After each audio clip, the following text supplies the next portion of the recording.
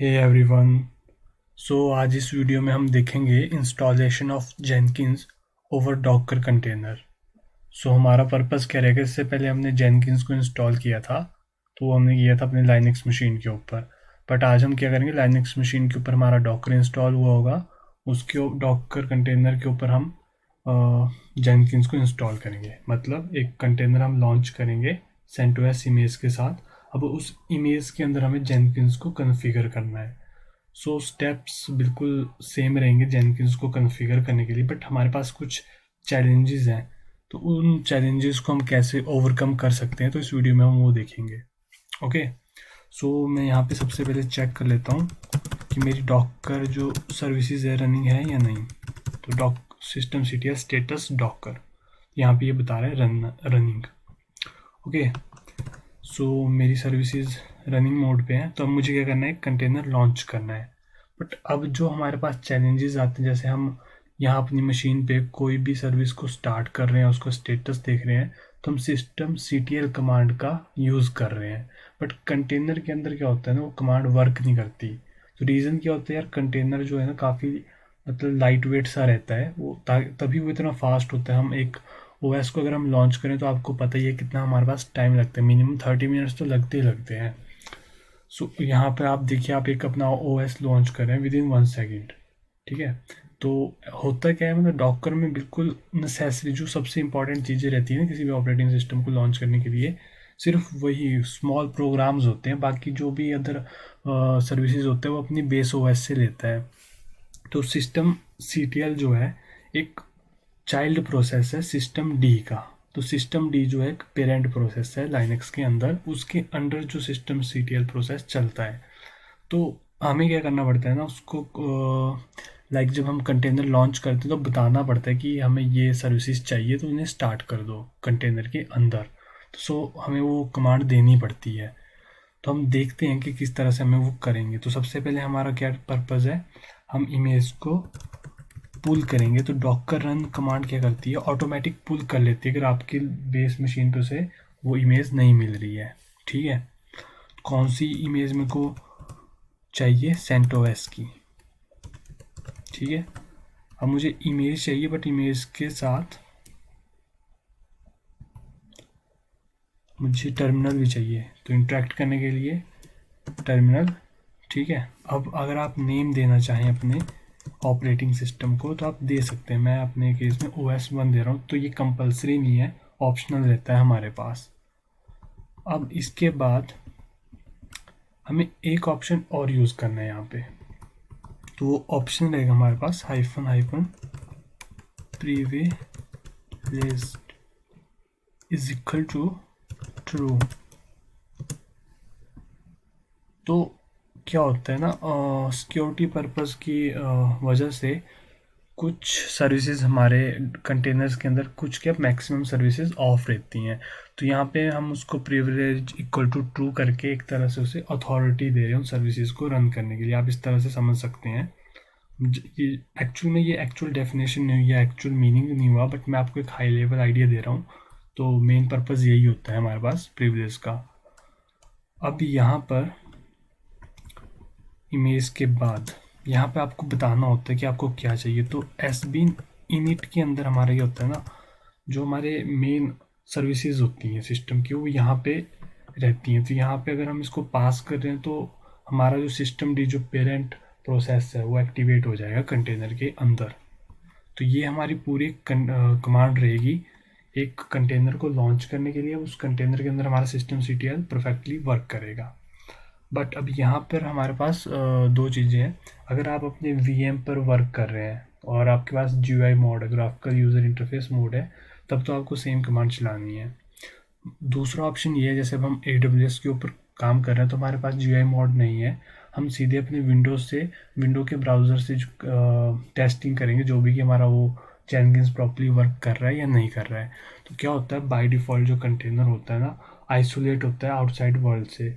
मतलब अपन जो आपने कंटेनर लॉन्च किया उसका एक अपना IP होता है, तो वो IP जो है कनेक्ट नहीं कर सकता आउटसाइड वर्ल्ड से।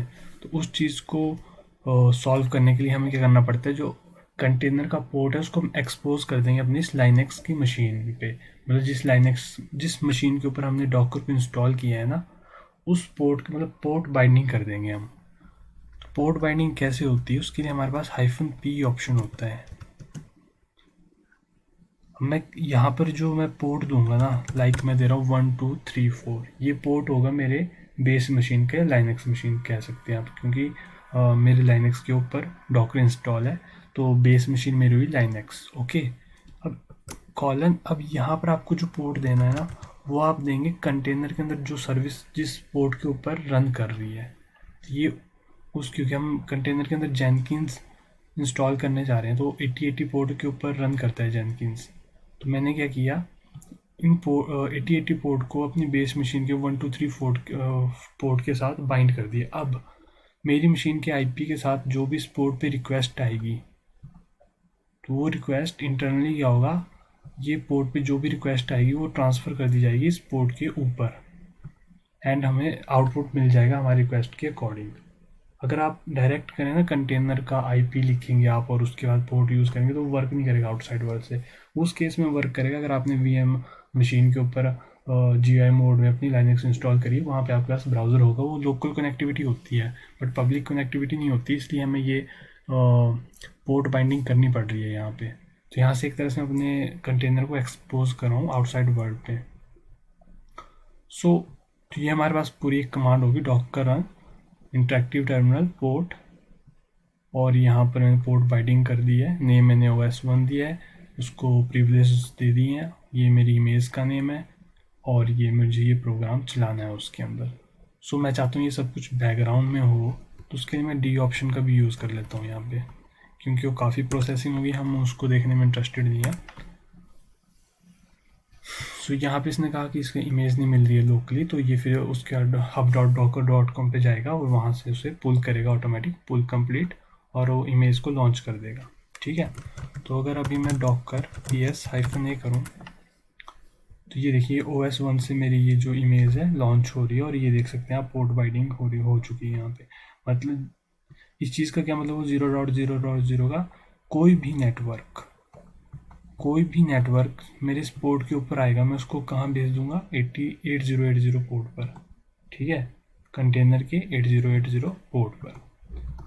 अब यहाँ पे अगर आपको कंटेनर के बारे में इंफॉर्मेशन लेनी हो, तो डॉकर इंस्पेक्ट, और यहाँ पे आप कंटेनर का नेम दे दीजिए या उसकी आईडी दे दीजिए।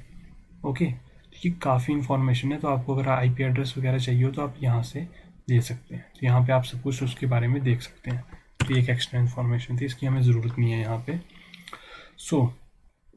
अब मेरा कंटेनर लॉन्च हो चुका है, मुझे कंटेनर के अंदर जाना है, तो उसके लिए डॉकर exec इंटरेक्टिव टर्मिनल, और यहाँ मेरे कंटेनर का नाम, और मुझे क्या चाहिए, बैश, मुझे शेल चाहिए। देखिए यहाँ पर हम कंटेनर के अंदर आ चुके हैं।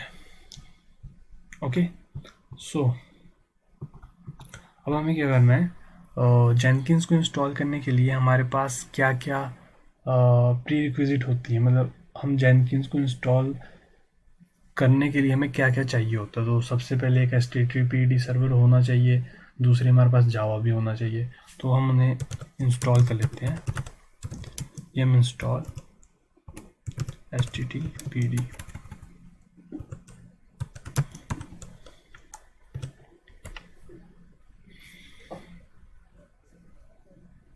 ओके, तो मैं इनको अब स्टार्ट कर देता हूँ, systemctl start HTTPD, और अगर हम स्टेटस देखें यहाँ पे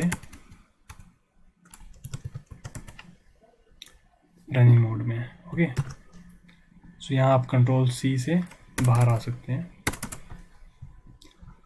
सो अब मेरे को दूसरा जो काम करना है, जावा इंस्टॉल करनी है। तो जावा के लिए हमें 2 सॉफ्टवेयर इंस्टॉल करने पड़ेंगे, yum install Java -11 open JDK and Java 11 open JDK -development DVL। Done. तो ये दो सॉफ्टवेयर है हमारे पास, जावा 11 ओपन जी डी के, जावा 11 ओपन जी डी के डेवलपमेंट। इससे क्या होगा, हमारे पास जावा तो वर्क करता है अगर हम अकेला करें, अगर दोनों ना करें हम इंस्टॉल तो हमारे पास फिर जावा सी वर्क नहीं करता। तो जावा सी को वर्क करने के लिए हमें दोनों सॉफ्टवेयर इंस्टॉल करना कंपलसरी है। सो अभी मैं आपको बताता हूँ, ज़रा लोडिंग हो रहा है, just wait for a moment.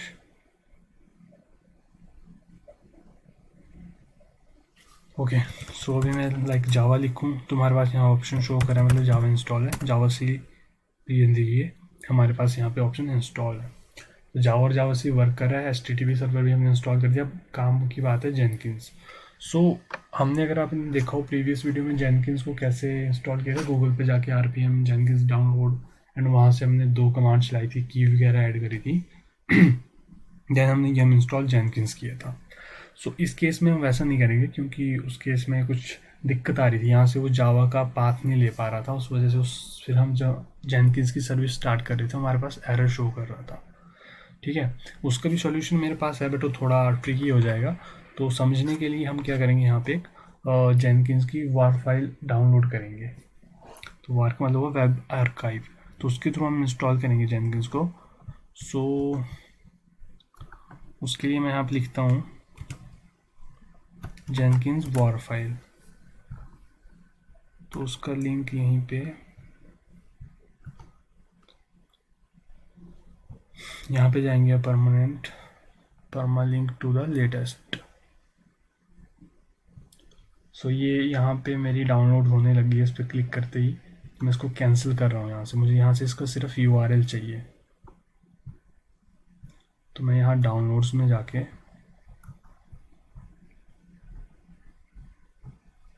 यहाँ से मैं इस URL को कॉपी कर लूँगा। ठीक है, और मैं अपनी मशीन के ऊपर चलता हूँ। अब मुझे यहाँ पे करना wget कमांड का हम यूज़ करते हैं, और यह मैंने लिंक दे दिया। ठीक है, यहाँ पे आ रहा है wget नॉट फाउंड, तो यहाँ पे मैं कर सकता हूँ yum इंस्टॉल wget।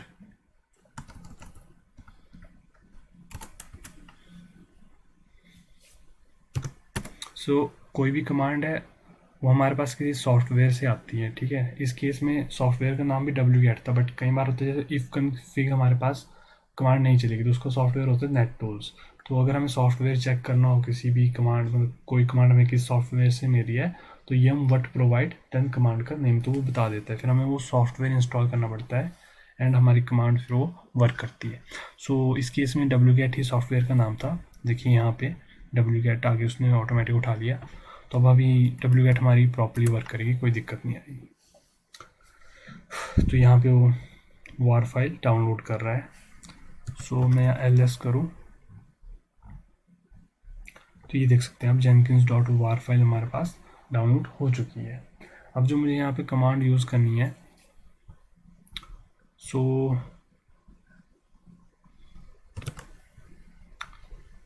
अभी स्क्रीन को मैं पहले क्लियर करता हूँ। तो अभी हमने ये वार फाइल कर ली है डाउनलोड।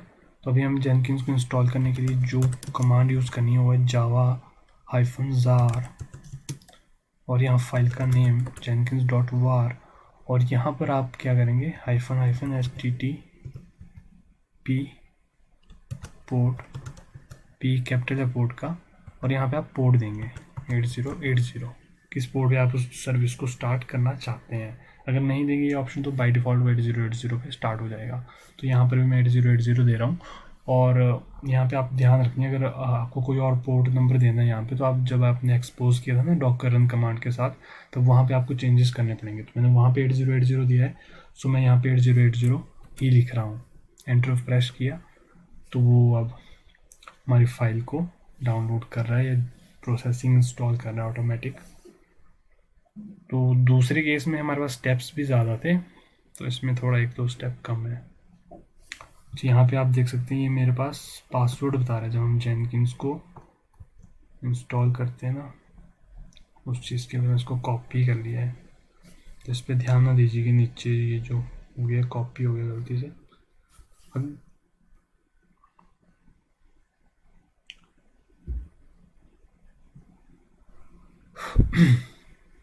अगर आप ये कॉपी नहीं करते हैं तो आपकी ये देखिए लोकेशन बता रहे, तो इस लोकेशन को ध्यान से मतलब याद कर लीजिए, एक तरह से लिख लीजिए कहीं पे भी। तो रूट के अंदर ये डॉट लगा है तो हिडन फाइल्स होती हैं ये, तो इनको लिस्ट करने के लिए आपको -A ऑप्शन यूज़ करना पड़ता है ls कमांड के साथ।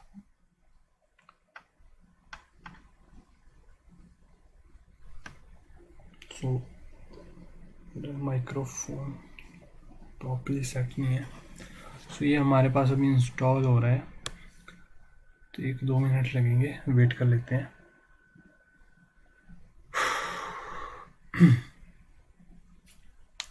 सो यहाँ पे हमारे पास लिखा है जेनकिन is fully up and running. अच्छा, आपको अगर कंटेनर से बाहर आना हो ना, बिना उसे एग्जिट कमांड के बिना उसे stop. So actually by mistake video मेरे से ऑफ हो गया था, तो अभी हमने क्या किया था, वो जार फाइल को मतलब वार फाइल को हमने इंस्टॉल कर लिया था। सो अब अपना बस हो गया था इंस्टॉलेशन, तो अपनी कंप्लीट। अब हमें टेस्ट करना था उसको, तो सबसे पहले तो मैं रूट यूज़र बन लेता हूँ। यहाँ पे स्क्रीन को क्लियर कर रहा हूँ। तो यहाँ पे मैं दिखाऊंगा आपको डॉकर -A। ये कंटेनर हमारा रन कर रहा है, तो अब मुझे क्या करना है। अब यहाँ पे 2 स्टेप्स हैं। सबसे पहले जिन्होंने VM पे इंस्टॉल किया है उनके पास GUI मोड है, ग्राफिकल यूज़र इंटरफेस मोड है, वो वहाँ पर अपने ब्राउज़र पे जाके अपने कंटेनर का IP जो हमने डॉकर इंस्पेक्ट से हम देख सकते हैं, डॉकर इंस्पेक्ट OS1। तो इस IP को लिखेंगे और इस IP के साथ आप कॉलन 8080 लिखेंगे अगर, तो वर्क करेगा। बट ये उनके लिए जो VM में वर्क कर रहे हैं और जिनके पास ब्रिज कनेक्शन है, ठीक है। और जो AWS के ऊपर वर्क कर रहे हैं उन्होंने, जैसे मैंने अभी बताया था आपको, इस तरह से आपने एक्सपोज किया होगा 1 2 3 4 पे, इस पोर्ट पे। तो आपको क्या करना है, जो इस लाइनक्स मशीन का IP एड्रेस होगा, सो वेट ए मिनट। सो इस मशीन का IP हमारे पास क्या है, ये वाला। तो यहाँ पे मैं उस IP को सर्च करूँगा और यहाँ पे मुझे लिखना है 1 2 3 4, जिसके साथ हमने एक्सपोज किया है, एंड देन एंटर। तो यहाँ पे देखिए आप जेनकिंस वर्क कर रहा है। तो यहाँ पे मैं थोड़ा आगे आ गया हूँ, पासवर्ड नहीं मांगा। रीज़न बिहाइंड दैट, जैसे अभी मैं रिकॉर्ड कर रहा था, मेरी रिकॉर्डिंग ऑफ हो गई थी। सो मेरे अकॉर्डिंग तो रिकॉर्ड हो गया था, मैं दोबारा ये रिकॉर्ड कर रहा हूँ। तो यहाँ पे आप वहाँ पासवर्ड वगैरह डालेंगे, तो इस तरह से आपका जेनकिंस प्रॉपर वर्क करेगा। तो ये हमारी इंस्टॉलेशन थी जेनकिंस की inside Docker image, Docker container, ठीक है। तो ये वीडियो इतना ही। मिलते हैं अपने नेक्स्ट वीडियो में किसी नए टॉपिक के साथ। तब तक के लिए बाय बाय, टेक केयर।